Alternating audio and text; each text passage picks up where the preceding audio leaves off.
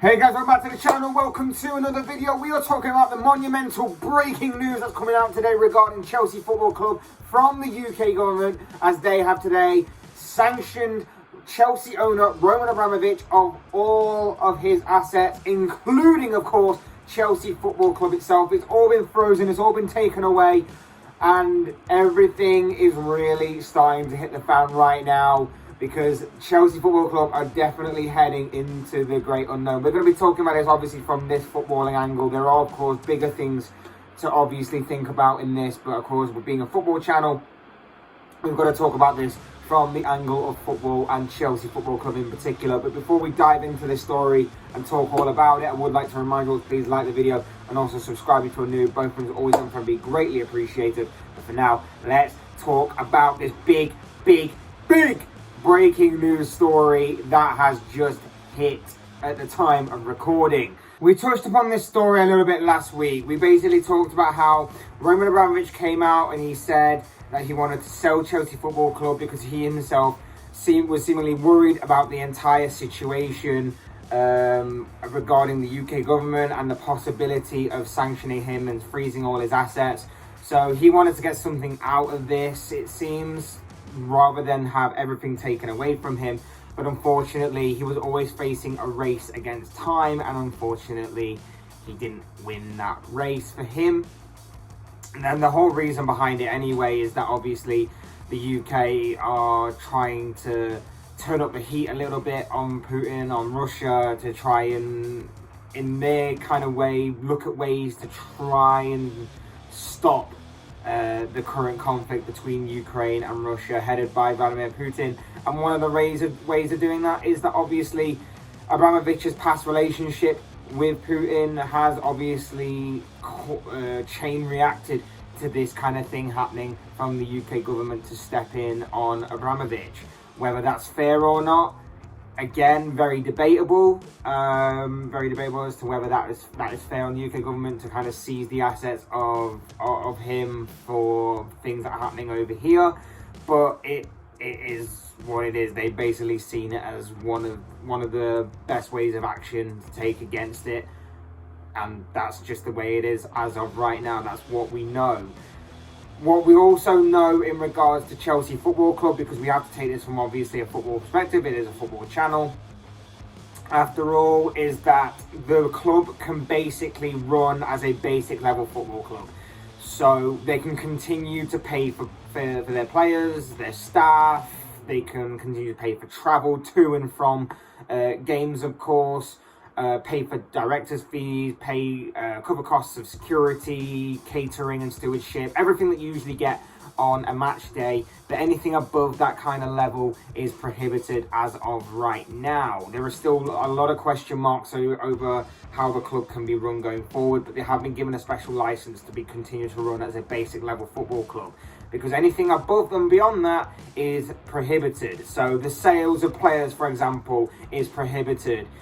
Transfers in and out prohibited, selling tickets prohibited, and selling merchandise in general prohibited. It's monumental and it's massive, this one, because obviously Chelsea do rely heavily on that, as do a lot of every club really. But you know what I mean, it's massive for a club like Chelsea to be losing out on so much of income in this nature because of this. So it is absolutely huge, this breaking news that's coming out today. So of course this is a massive story. This is an incredible story, none of which I don't think the world of football has pretty much tackled, really, to my recollection at least European football wise. This is truly incredible. Obviously, we're still in the very early days of this news breaking, so we do have a lot more questions than we do have answers. And I don't even think the UK government really know what exactly they're going to do in regards to the future of Chelsea Football Club. But what followed up from this in the aftermath of that story was the little bit of tidbit of news that Chelsea Football Club can actually still be sold by Roman Abramovich, providing none of the proceeds benefit him.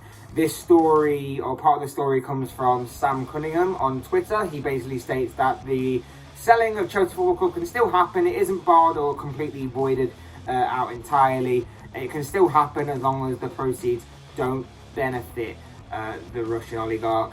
Government will consider an application for a license to sell and will obviously be in constant contact with Chelsea going forward, because obviously these are incredible times, and like I say, it's incredible that this story is happening, and you'd expect constant communication. Will that communication be relayed to the fans? Highly doubtful.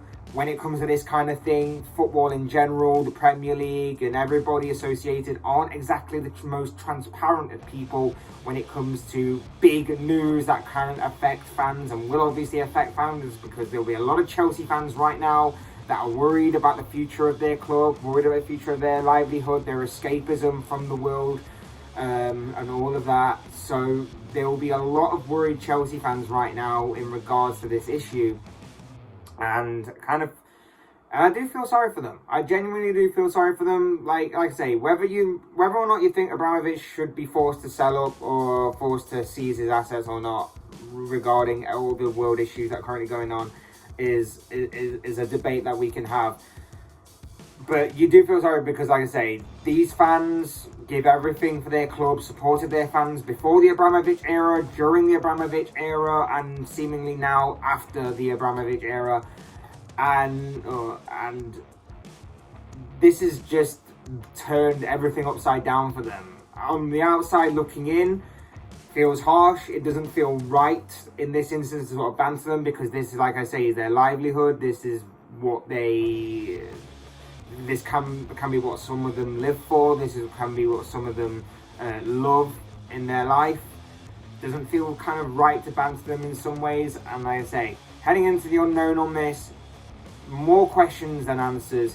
It's just going to be interesting to see what the next part of the fallout comes from this. From my perspective, I don't really feel like I can say too much on this from the outside looking in. I don't really feel like it's a way of bantering Chelsea fans right now either. Simply for the reason, like I say, it's an incredible, unprecedented story, the likes of which I don't recollect ever seeing or ever kind of commenting on in the past. Incredible times, a livelihood that is heading into troubled waters. It doesn't look good for Chelsea, I must admit. It genuinely just doesn't look good. Could cause division, could cause a divide in the Premier League, in Chelsea themselves, in the Premier League and football. It could just cause a massive divide everywhere.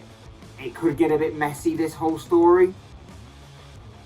It's going to be interesting to see how the rest of this story does unfold, though, and how it does develop, because, like I say, this just seems like it's a story that is simply extraordinary, in extraordinary circumstances, obviously. So I don't feel like I can comment too much, but I am interested to know what your thoughts are, particularly from obviously Chelsea fans that will probably be more in the know than what I am, and may have obviously more of an insight and more of a valid opinion, shall we say, rather than mine on this particular story. But if you want to also get involved, neutral fans, rival fans, then do get involved, because of course these are all just the thoughts, comments, opinions, predictions, whatever you want to call it, of this guy. I want to know what you guys think. What are your thoughts, comments, opinions, predictions on this particular story down below in the comment section, because I'm sure it'll make for interesting reading. Otherwise, hit that like button on the way up, enjoy the video, subscribe if you're new or want to see more content like this. Both things always and forever be greatly appreciated. I know it's a bit short and sweet, and I know I've rambled a little bit, but you know, this is an incredible story that I felt like I needed to get something out there with. Thanks everyone so much for watching and listening. I've been Fletch. This has been another Fletch Talks video, and I will see and speak to you all again soon in another video.